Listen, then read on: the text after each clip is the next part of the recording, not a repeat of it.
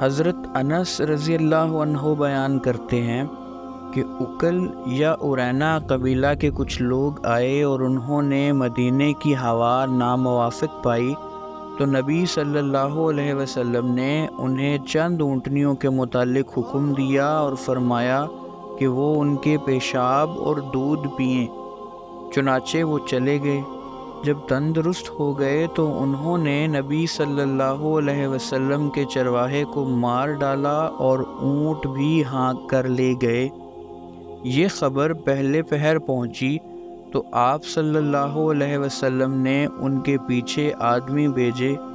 جب دن چڑھ گیا تو ان کو پکڑ کر لے آئے۔ آپ نے حکم دیا اور ان کے ہاتھ اور پاؤں کاٹے گئے اور ان کی آنکھوں میں گرم سلائیاں پھیری گئیں اور وہ پتھریلی زمین میں ڈال دیے گئے۔ وہ پانی مانگتے تھے مگر ان کو پانی نہ دیا جاتا تھا۔